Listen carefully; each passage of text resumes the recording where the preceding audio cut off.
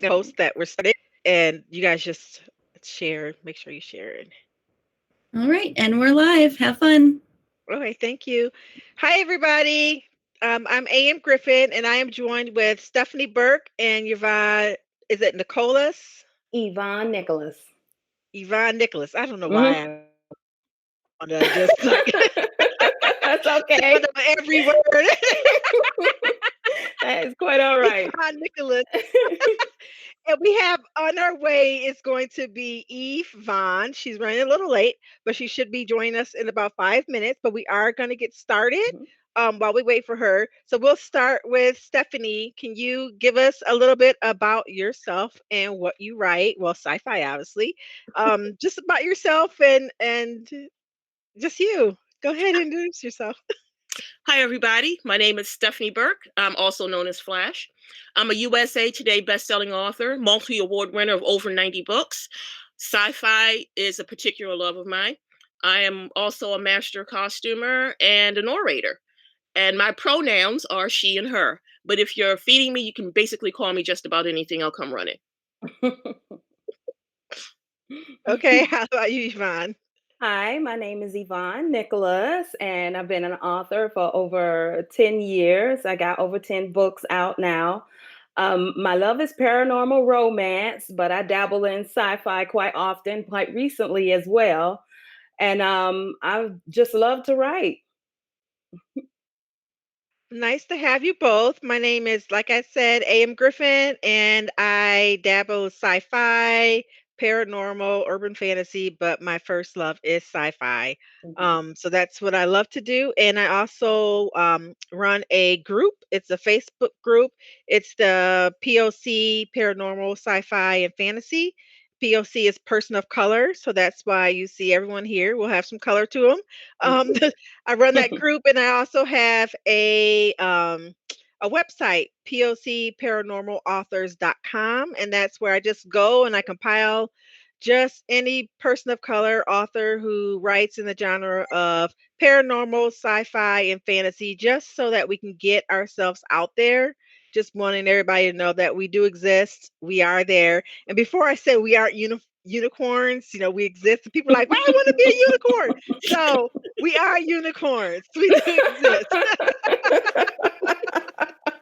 So that is us. So thank you for joining us. So this week is sci-fi. Next week we'll have fantasy, and then at the 30th of May we're going to be doing paranormal author. So I hope everybody joins us for all of that. So we're going to get started into questions. So just rewrite sci-fi. So what inspired you to write sci-fi? Like why did you chose that genre? We'll start with you, Stephanie.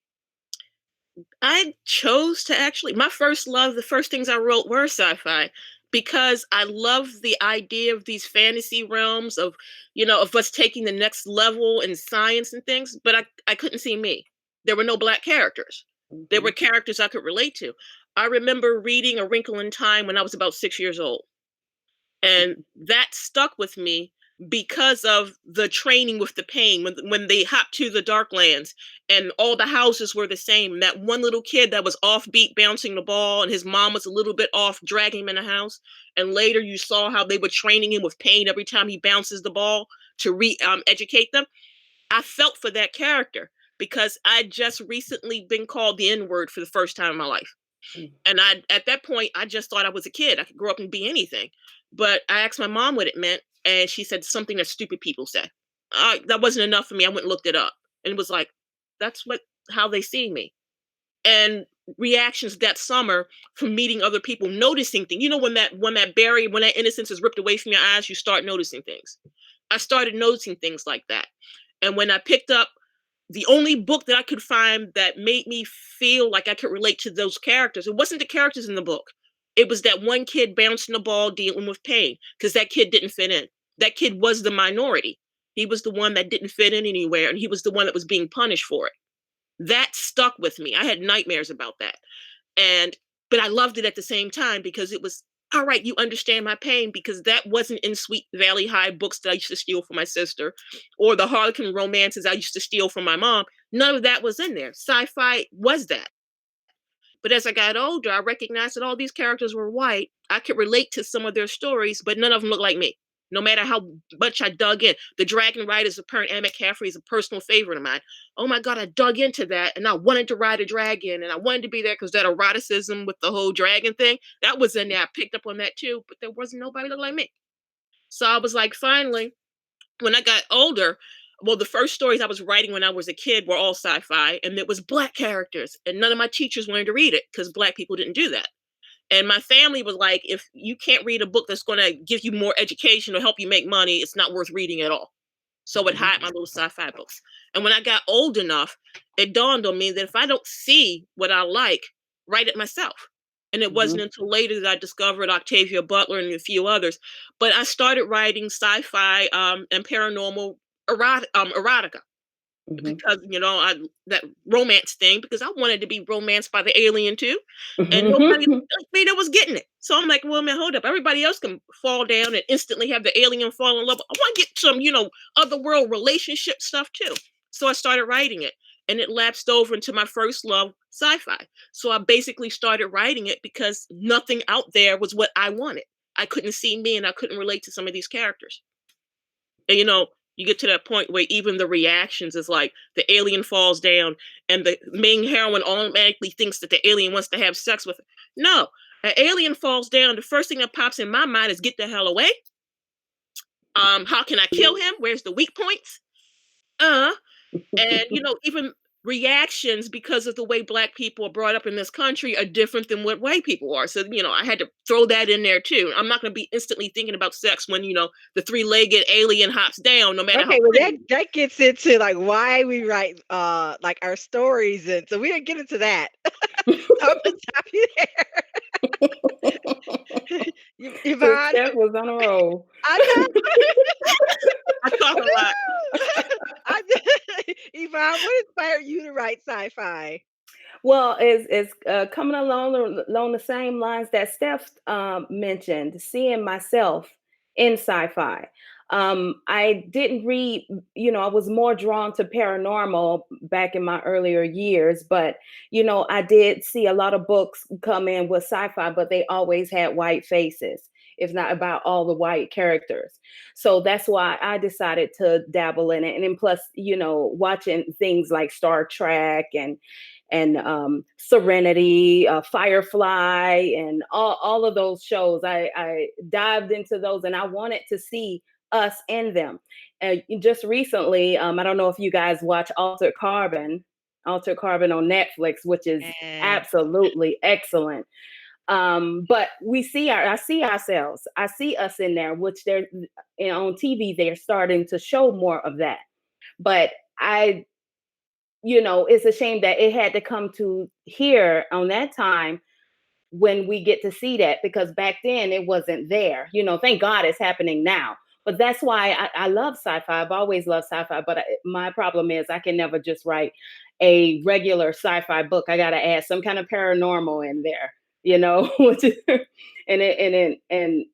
I tried to write just sci-fi, and then something happens when creating the characters, and then that fantasy creeps in on there. But that's why I do it. That's what inspired me to do it.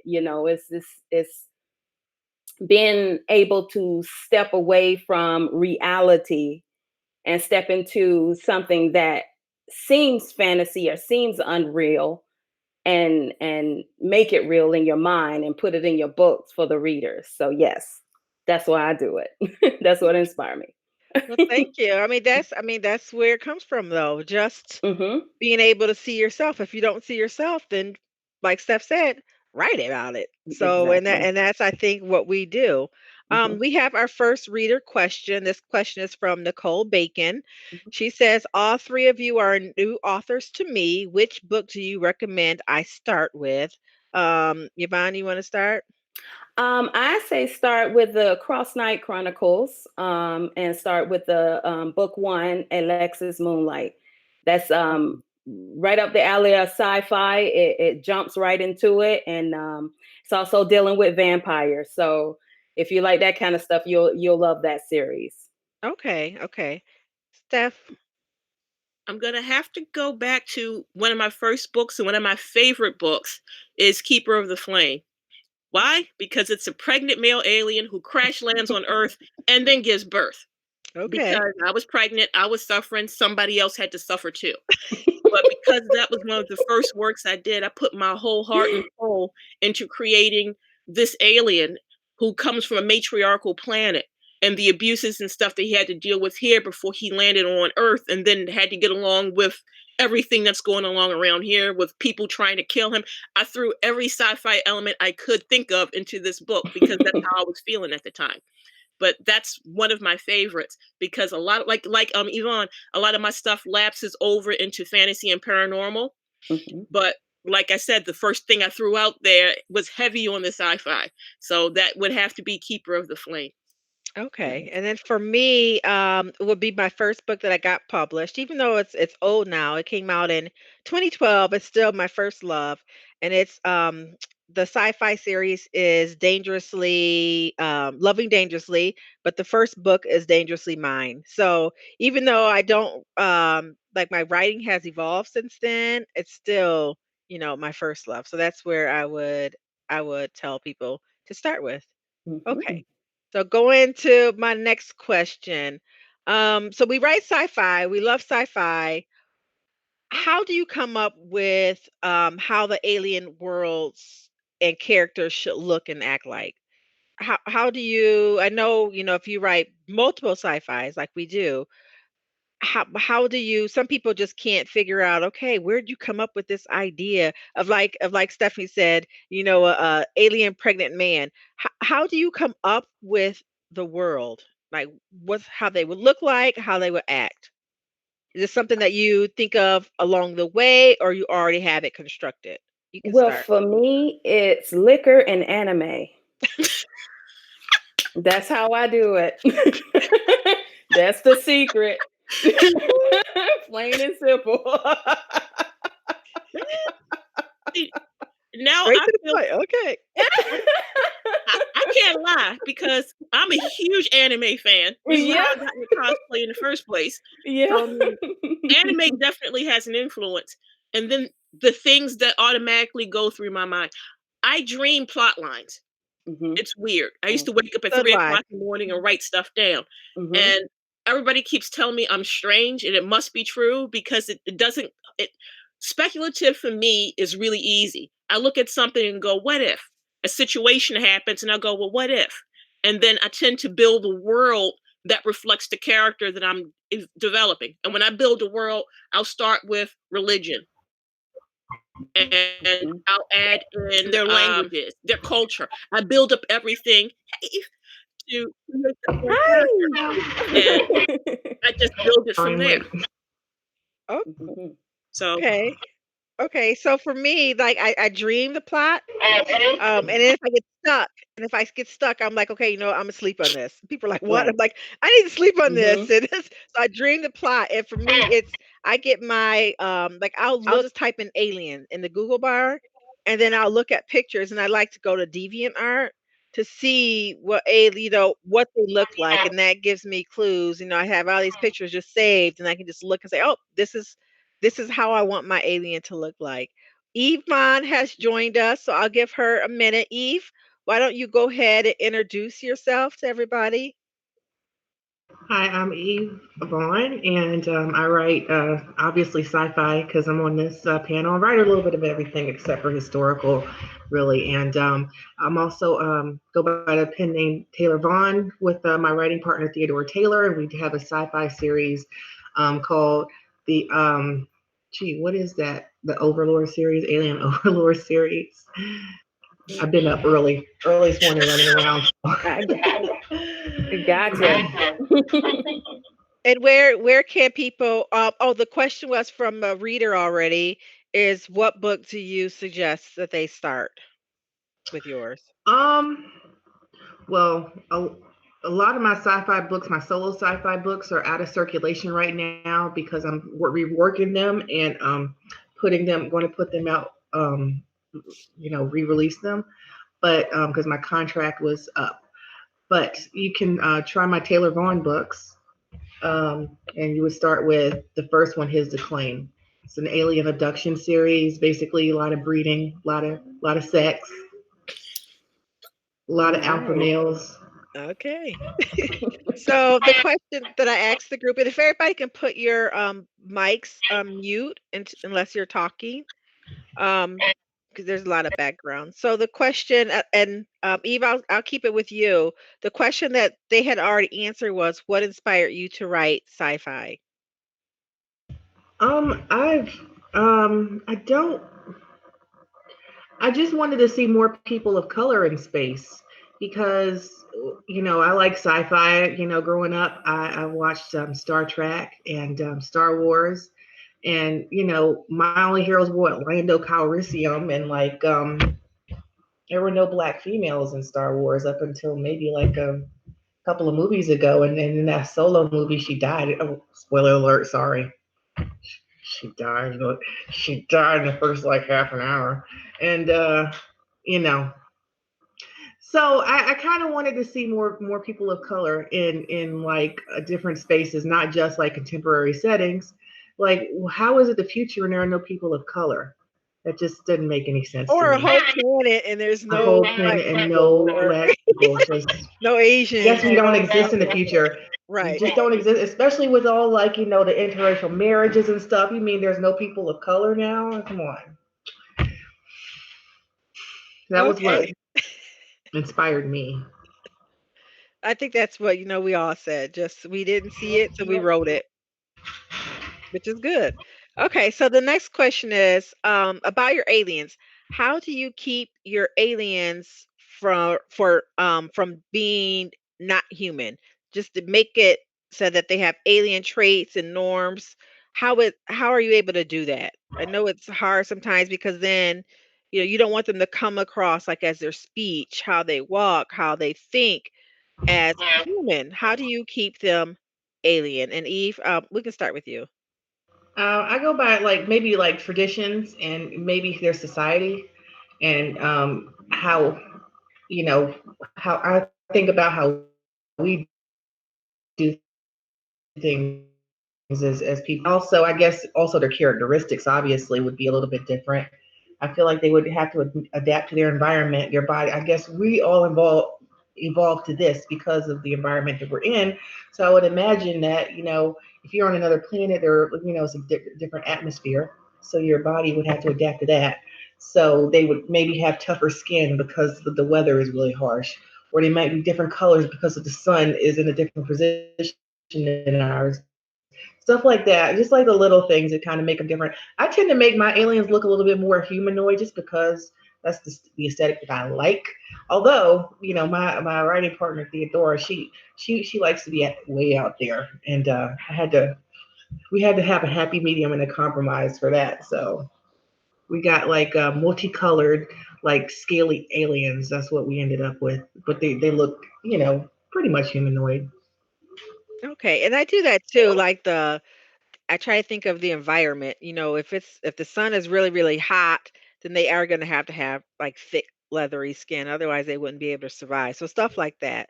Um, Yvonne Nichols, what about you? Well, I haven't dabbled in the alien side of things yet. I'm dealing more with fae and elves. And I wrap it around a magical aspect of being able to hide themselves in human eyes. Like humans cannot see magic unless they're born of magic, that type of thing. And that takes place in the Cross Night Chronicles, where they have attributes about themselves. Like some of them have horns, and their skin maybe like a purplish color, but from our eyes we don't see that. We see another human. So it's how they were able to blend in with mankind for so long until things change and vampires come in, start acting crazy and things like that. But that's the way I do it. I throw that magical attribute in there to just hide the eyes. Humans can't see magic. Only those born of magic can see what they truly look like. Okay, Stephanie. I love weird things.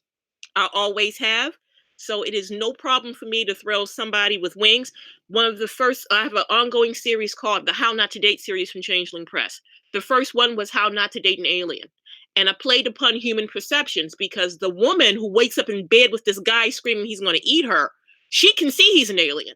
He's very pale, and people go, oh, he must be German. He has filed down teeth. Oh, he must be one of those weird club kids. He has antenna. And they're like, oh, wow, that's that weird anime hairstyle he's got going. He looks like an alien. His eye, oh, he must have done an experimental surgery, to get his eyes that weird color, or their contacts. Everybody has an excuse to deny the fact that this guy does not look like he's human. And I find people see what they want to see. So I play on that a lot. But I do love making, I just wrote How Not to Date a Tentacle Monster.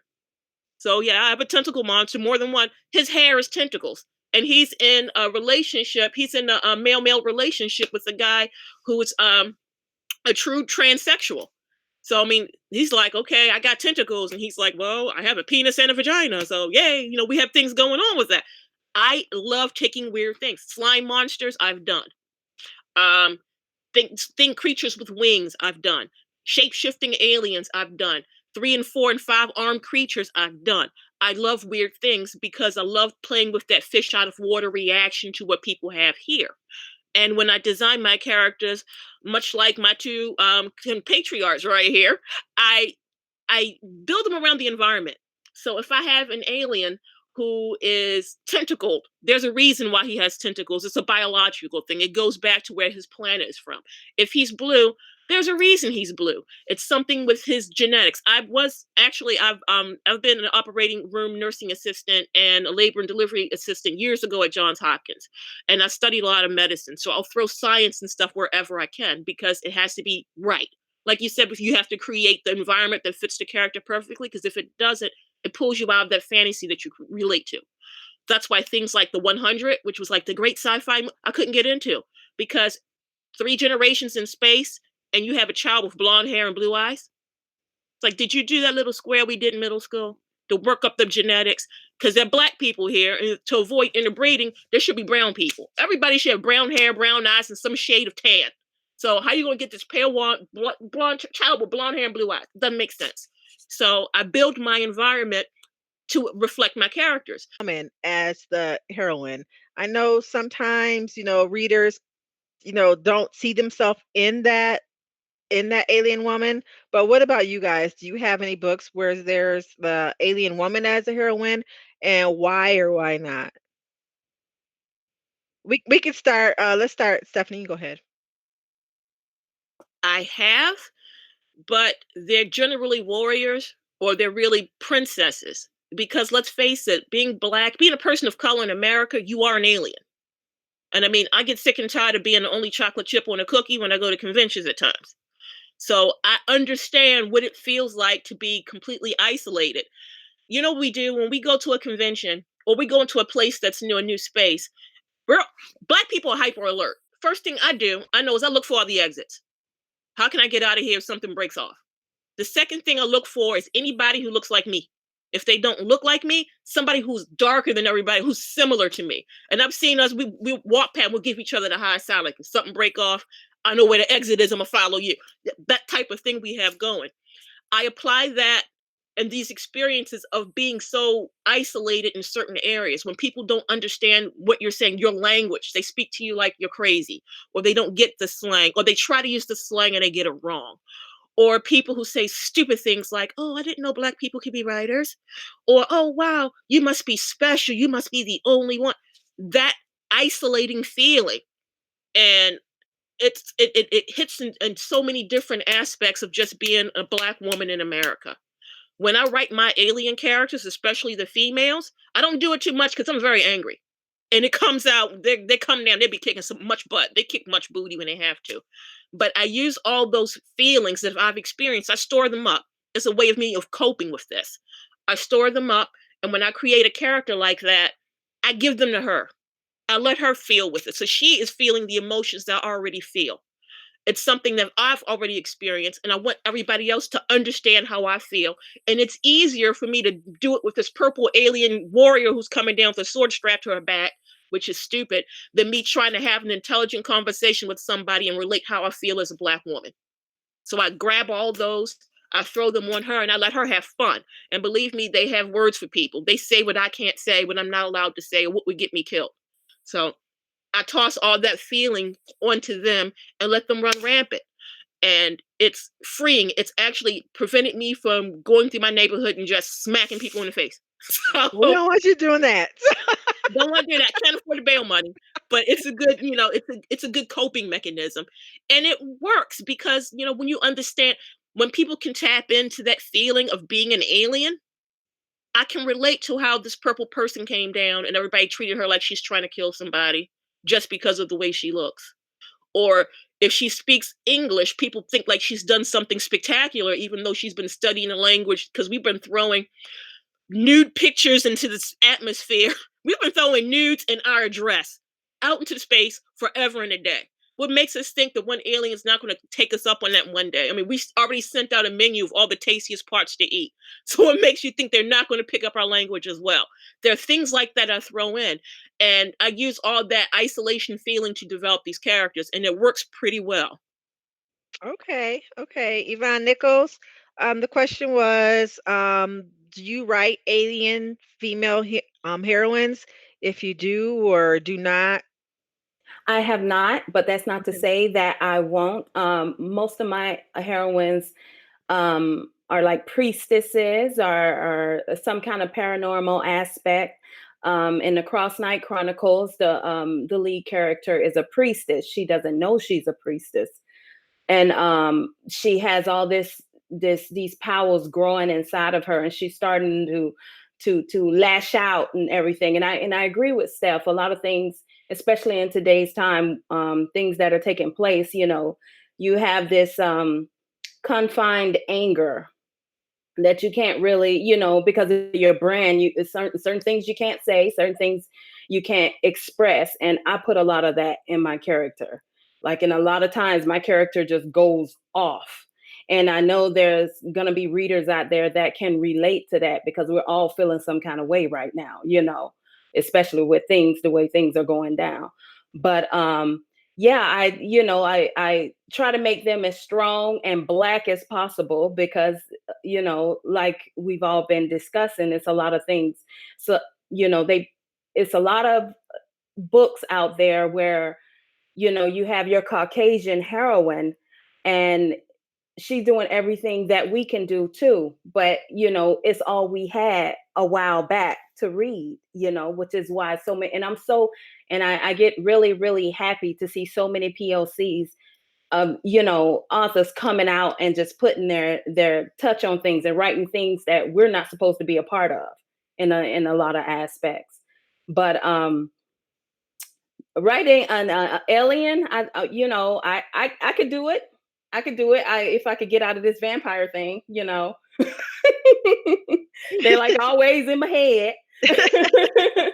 But yeah, I mean, I love priestesses and the paranormal aspect, and like I said, I love throwing that in on my sci-fi end of it, and it usually comes out pretty cool. Okay. Eve. I have not, and I don't plan. Oh, sorry. I don't plan on it just because I write for the female fantasy, and I want like my readers to be able to picture themselves in the book. And I'm not saying that it wouldn't be hard to relate to like a female alien. I think it would, but I personally I just like to the idea of the sexy male alien, or the male alien, and the female trying to kind of relate to the alien perspective. I mean, in a way, like, women are from Venus, men are from Mars. It's like we're trying to relate to men on this planet, so I don't think it would be that much different. Writing, that's, I'm kind of stumbling over my words here because It's it's been a long morning. We hear you. But yeah, I the reason why I don't is because I want that fantasy. I want to keep that fantasy for the female perspective. If I ever did, it would probably be like maybe like a follow up, and it was like your daughter, and she's like a half alien or something like that. But I don't see myself doing that anytime soon, unless Theodora says, but she's the boss. I have two books in my Loving Dangerously series where it's the alien, the female alien is a heroine, and I have to say those are my lowest selling books, and I think it's because people can't relate to they can't see themselves in that. So going forward, it just won't happen at all. Just because I would love to, but our readers just don't see themselves in that. Okay, so I know we touched on this a little bit, but we talked about the alien hero. So we do want them to be alien. And I was gonna ask how alien is alien, but I think we've already answered that. Like Stephanie, like has got tentacles and everything, and Eve is like, I want him to look like a man. Um, so I'm just gonna go right into sex. So you have a humanoid woman and you have this alien man. How do you make the sex work, the genitals? Are we just assuming that they have parts that are just going to fit? One part, two part? How are we assuming this? Eve, I'll let you start. Usually I make them a little bit bigger than average. I mean, well, Ew. bigger, like much bigger. So it takes a lot of lubrication, a lot of patience usually. Um, and because the penises are usually textured, it's they're ribbed for her pleasure. So I feel like it's a little bit better with aliens. A little bit, you might have to take some yoga to have some sex with my aliens, but I make it work. You You make know, it the, work. the rule for me is they have to have a working penis. And I mean, I guess tentacles could work too. Because me and Flash were anime fans. She's the one that actually got me on anime, really. And tentacles, I could see that. But he had to be a human guy with maybe tentacles come out of his side or something so you can grab her. But yeah, has to have a working penis. Now, two penises could work too because, one for each hole. Yeah, yeah. That's me. Woo woo. So I always try to design the aliens so they can have workable sex that's pleasurable for the heroine because you know at the bottom line you want your female to feel pleasure while she's in this act with this alien, even if it's a big old slime monster. Who as long as he can find a way, maybe it could seep like his little particles up her butt or something. I don't know. Uh, Find a way. Just find a way. Okay, Yvonne Nichols. Hey. Oh boy.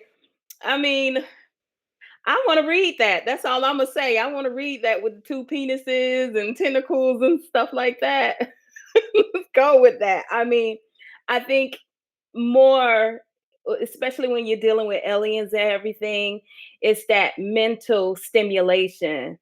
That's kind of, if the hero is an alien and female is a human, I want to see that mental stimulation before that physical aspect comes in. And I imagine that can be kind of tricky, especially if he has two penises or the tentacles. I imagine that's kind of tricky, but I know you ladies can make it real sexy, but I want to read that. I mean, I haven't written anything with tentacles and stuff like that and two penises, but damn, I want to read it.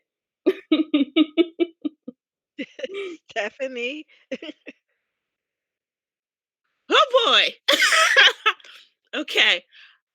I actually love writing really weird genitals than trying to make it work with humans because sometimes it doesn't. Their mating ritual. I have to go back to this. You remember that old 80s movie, Earth Girls Are Easy? Remember when she decided to Yeah. have sex with the dude for the first time and she grabbed a birth control pill, looked and popped like 5 more in her and took 5 more just in case? That's the mindset I am with certain aliens. Depends on what they look like. So I will always put in breeding issues. Like I had one where she couldn't get pregnant unless you do this long ritual with his family involved, observing, and like 15 cousins and 3 other people to giving support. And to get her pregnant would take 7 days straight of sex. And she's like, no, can we just go for the orgasms? And he's like, Sounds yeah, like that movie Midsummer. Alien Baby sometimes comes out great. Sometimes you're looking like it's fun experiment, and I can do this forever and a day, but I don't want to bear anything like that. So yeah, so I will do really weird genitals and try to make him in. My tentacle monster, the first one I did had just a really overlarge 13-inch penis, and humans were slaves. And he had, his bed slave. He had to work that in there. And he made sure she had fun because he worked it in every orifice. And that's how he kept her loyal, because he kept her in orgasms and she was happy with that. My second tentacle monster had 20 penises. They were all thin. He could twine them around. He could control each one individually. 3 holes, no waiting, basically. So he hit all of them. And the character, she was in love with that. It also laps over when I do my fantasy, because I have a series called The Mayfly Mysteries. And with the Mayfly Mysteries, I've delved into, you would like this, Yvonne, all of the mythological creatures based out of Norway and Ireland. So we're dealing with the Fae, the Dark Fae, and every little branch that's in there. Everyone has their own particular sexuality. And my heroine has 2 Fae mates. One is a friggin' plant. He's like a gigantic plant. And she felt bad for feeding him steak. They were picking with her. She's like, oh my God, was it cannibal? She was feeding him salad. And she was going, is it cannibalism? And he's like, yeah. But he has a specific penis. Her other alien is a gremlin. He has ridges that he can control with bubbles that turn, and his penis vibrates, and there's no semen. He blasts out a blast of magic and heat that overwhelms her. So, 2 orgasms for the price of 1. So anything that's weird out there, I'm going to try to delve into. There's a website called Bad Dragon. It's a sex toy site. Bad Dragon creates dildos and vibrators that are alien. Dragon tongues, dragon penises. They have tentacle monsters. And they have cute little stories to go along each one. I know somebody who works for them, and they're like, "Oh, the toys are really great." And I'm like, I just want to see what they look like to give me an example of a non-human penis. But if you want to start for building up your genitalia, a company like that, and they have like 50 different species, is a good way to start to develop it. But kind of like, like Yvonne and Eve and Yvonne both said, the end is for my heroine to experience pleasure, because I want my reader to experience that. So no matter how weird and crazy it is, it's not going to be too dangerous. If it is, it'll lapse into the area of mental meld sex. That way they can get lost in fantasies and have that more intimacy and that really deep relationship without actually killing each other. So once again, it depends on the alien, but really no genitalia is too weird. Like I said, I'm crazy. My husband looks at me like I'm crazy, because he's like, what are you doing with that controller? I want to know if you can make a penis out of this. And he's like, how will that fit in a woman's body? I don't know. I'll work that out later. I'll work that out. But there's no too weird for me. Okay. So I'm going to switch gears a little bit. So we talked about the heroes, the heroine, and just them looking alien. I just want to talk about the world building for a little bit, because that is a big part of sci-fi. That's how you make it believable that, the reader is reading a sci-fi book. It can't, it's not Earth. So your world building, how do you decide what world? Um, do you build the character first and then build the world around that character, or do you have a world in mind and you want to know how these characters will actually live on that world? Yvonne Nichols, we can start with you. Well, I start with the characters first, and I build the world around them. The technology, I can't talk. I know you know what I'm trying to say, but I build it around them, and it expands out from there. I've tried before creating the world first and then dropping the characters in. It doesn't work well for me when I do it that way. But it's more of things they use, like risk-coms and the way the computers work, and androids, and the type of cars, the hover cars, and things of that nature. The way the buildings are structured, and that's how I do it. But it's always starts with the character and the character doing something, and I just build off of that, and that usually just expands from there.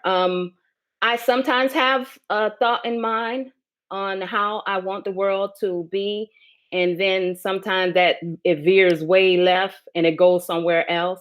So, which is why I do it that way.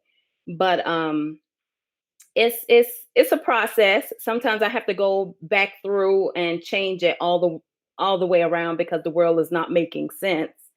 But it's a fun process. But yeah, it always starts with the characters for me. Okay, Stephanie. Well, for me, it depends on the story.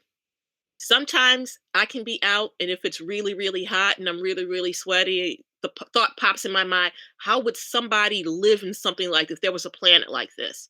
And stories like that, the planet itself kind of becomes a character as well as a motivation for these people who are living there. So, and things like that, the world building starts with what I perceive their world to be, and then the characters evolve out of that. And then there are times that I come up with the character first, like the tentacle monster. What kind of atmosphere would support this? What kind of life would he have? What technological advances would they have that would allow them to travel here? And what do we have to offer somebody like that? I mean, because they've already have a faster than light engine and they've mastered, intergalactic travel. What do you want this little black backwater planet that we have here? So it basically, for me, depends on the story. Now, I love building worlds because that's what I started with. That was my escapism, pretending that I wasn't here and creating the perfect world that I could fit in, or how I was feeling at that moment I could fit in there. So once again, it just depends on the story. Sometimes the planet evolves, the characters evolve from that, from their, like I said, base from their roots, their religion, how they learn to develop, the environment itself, the suns, the gravity, if it's water, if it's grass, all of that delves into creating the whole character.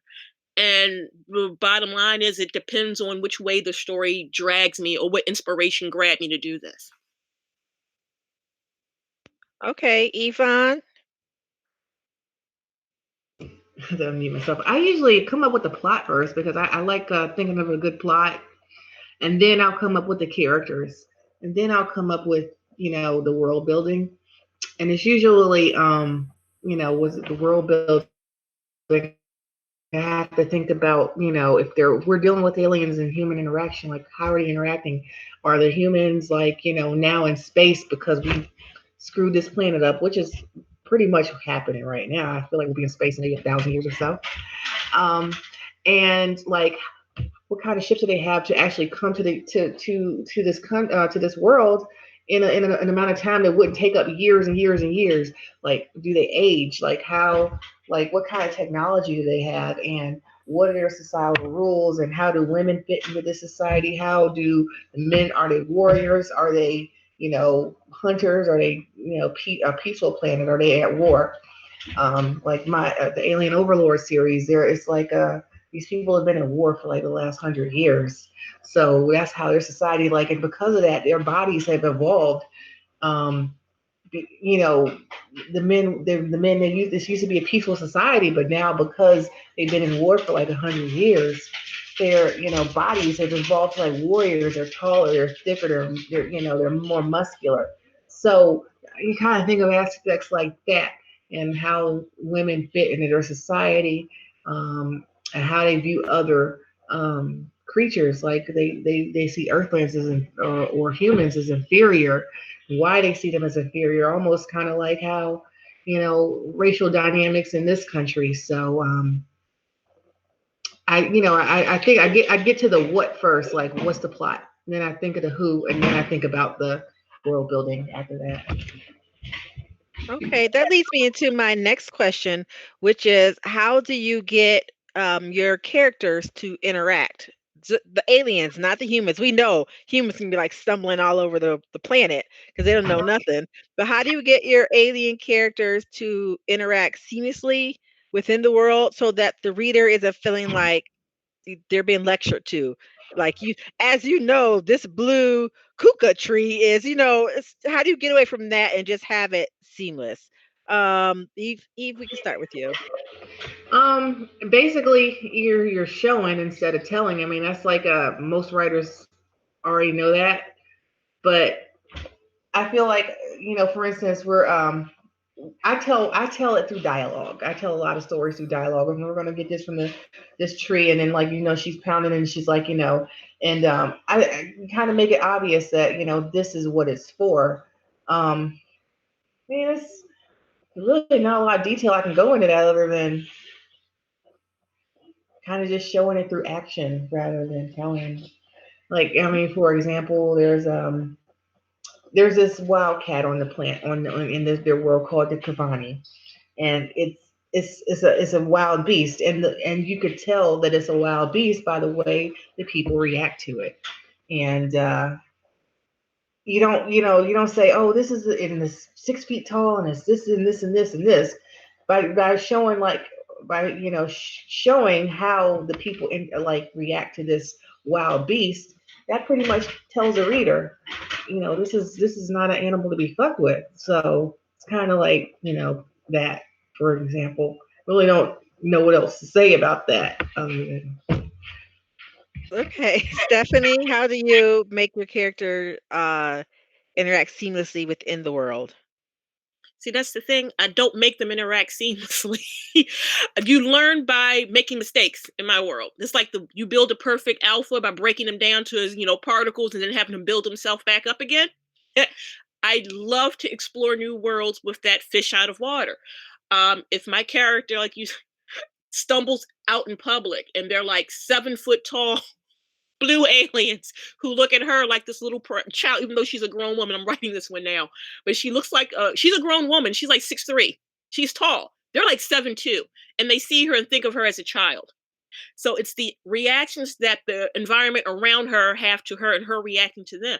When she first got sucked there, what forced in her mind that she was in an alien place was the bathroom. It's a gigantic toilet. How you climb up there.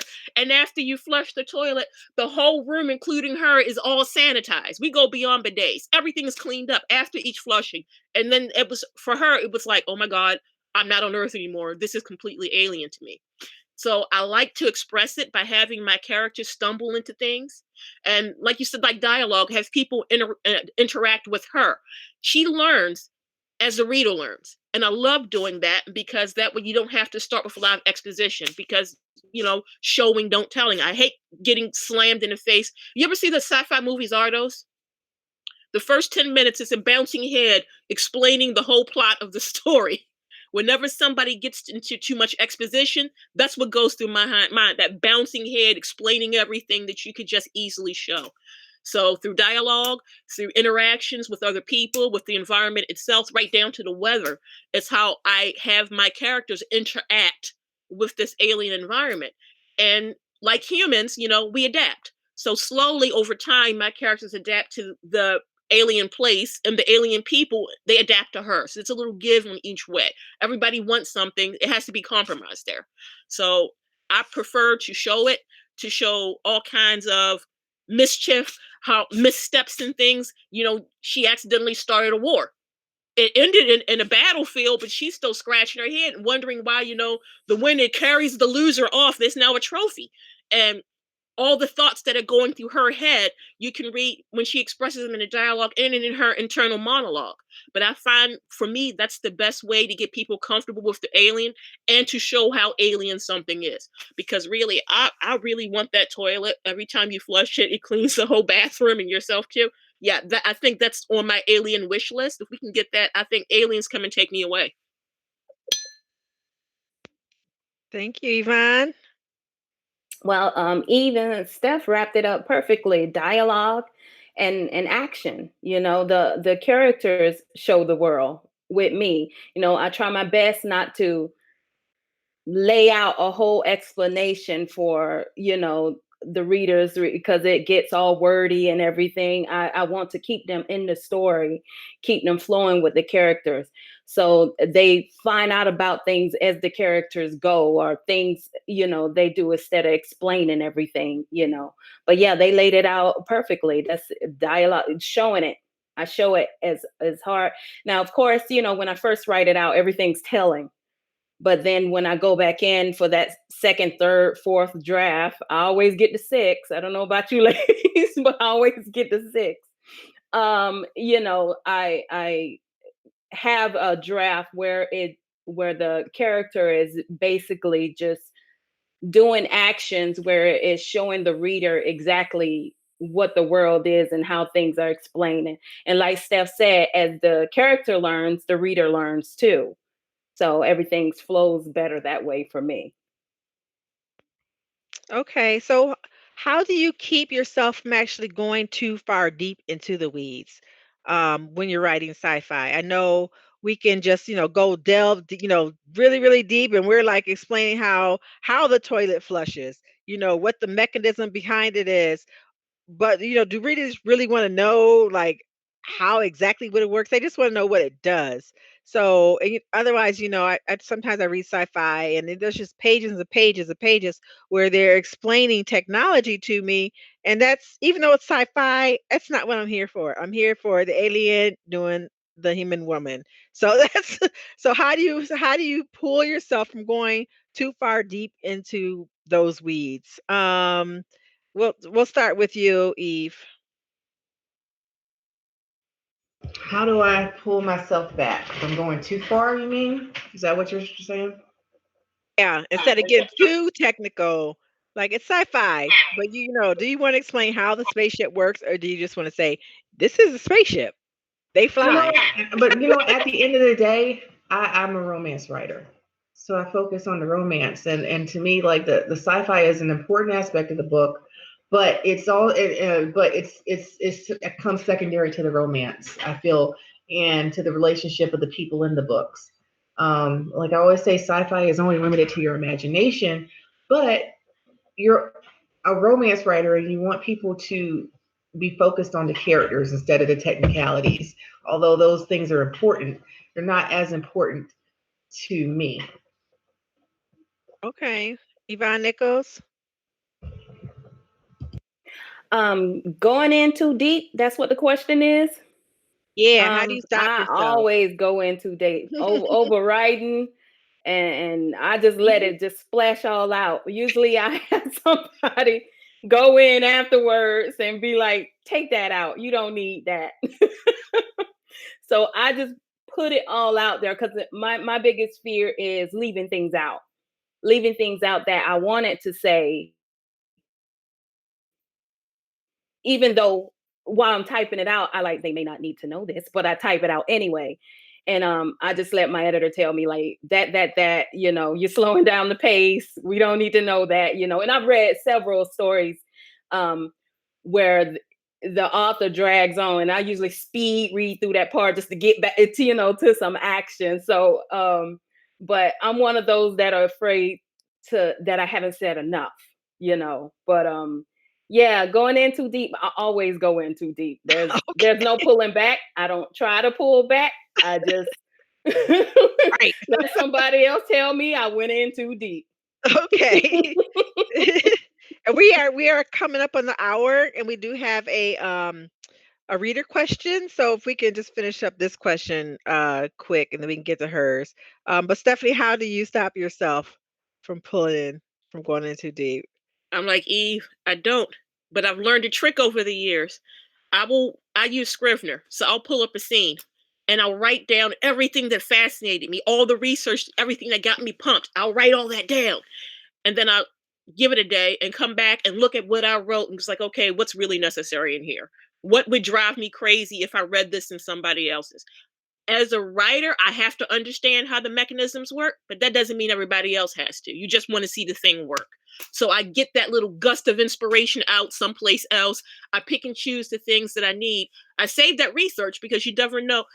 4 chapters after it's been introduced, a little factoid or something might pipe up like it does, in average conversations and things. So I save it, but I just neuter myself. I put the choke chain on myself, and but I have to get that all out. So I have that extra data sheet, and I just pull from that what I need. And then of course they're my betas. I hand it to my beta, and they're like, "Do we really need to know what type of energy source that they use to actually get the bathroom going? Nobody cares that there's a power stone under the floor, unless it comes up when they're building a new house 5 chapters from now. So maybe you should take those 7 gigantic paragraphs explaining energy sources and how it relates to body waste out." And it's like, oh, Okay, thank you. So I kind of just get it all out of my system and then edit myself. Okay, that's a good thing. And I do that too. I like to like write everything down. So my first draft is like a million pages because I've explained everything. And then the second draft, I'm like, whoa, it worked, and then it's down to one or two sentences. But yeah, like you said, Stephanie, I just need to be able to put it out there. But even though, I strip it out later. So the question was another question from Nicole Bacon. Hi, Nicole. Um, do you use real people or situations as inspiration? Let's start from Yvonne Nichols. There are Oh, people, and I and I just wanna just remind everybody we only have 4 minutes, so if we can keep okay. it, short, and that way we can do our closeout. Okay, go The ahead, Miss. answer is yes. Yes. I always use people I've met, people I've talked to. There have been people who've read my books and were like, this person kind of seems like, yes, that was you. That's you. So yes, I do it all the time. I mean, I'm always inspired by people I meet and everything. So yeah, I will toss them in a story. Stephanie? I have a T-shirt that says "Be careful what you say today, because you'll be in my book tomorrow." Oh yeah. If you piss me off, you're gonna die. If you piss me off really bad, you're gonna die a couple of ways, different ways. But my family, I have people beg me, please don't write about what just happened in your story because you thinly change it. And it's we know this is directed at us. Please don't do that. So yeah, good or bad, if I experience it, especially if it moves me in a certain way, or like Yvonne said, if it inspires me some way, I'm gonna throw it in there, good or bad. There's some people who don't like me anymore because I put them in a book. You piss me off. You get chased down by a bunch of hungry werewolves with AIDS. They'll bite you, let you live, eat half of you, throw you back so you can survive with no legs. You have no legs and no arms, sitting in a chair, having somebody else push you around, change your diapers, and wipe your butt all because you pissed me off. So yeah, I do that. Okay, Eve? All the time. All the time. Yes, all time. Thank you for keeping it short. Short and sweet. I know. I Eve would was in one of my books. I was a She's the stripper. stripper with the biggest booty in the West. And that's because I like her. So Spontaneous. That is hilarious. Well, thank you everybody for joining me. I want can we just all let everybody know where they can find you, what new, if anything new that you have coming out. We'll start with Stephanie. hey, you can find me on author Stephanie Burke online. That's my website. You can find me Stephanie Burke on Facebook, on Tumblr, and the Flashy Cat on Instagram. I am everywhere. I'm trying to get a new technology. I'm learning slowly, but the newest thing just dropped yesterday was how not to date a tentacle monster. Ironically enough, and so boom, that's out there. You can find that at Changeling Press on Amazon. Congratulations and happy sales. Yay, thank you. Yvonne Nichols. You can find me at YvonneNicholas.com and on Facebook, on Twitter, everywhere. But you can mainly go to my website and it'll send you out to my other social media outlets. And I do have a book coming out. It's available for pre-order now. It's called Antares. It's from the Cross Night Chronicles and it's sci-fi. So I hope you guys love it. I'm sure we will. Yvonne. I'm at www.yvonne.com. I have them on Instagram, Twitter, Facebook. I have a readers group on Facebook, Yvonne's Books, and I have a newsletter. So everything is on my website if you want to find it. Anything new coming out? I'm working on something. Okay. How's Okay. your business? Waiting patiently for that new story. How's your business? I love it. Okay, so if you want to see more authors of color, people of color, please visit the website. It's www.poc paranormalauthors.com, and we got them there for you guys. And thank you everybody for coming. Thank Bye. you for having us. Bye. Bye.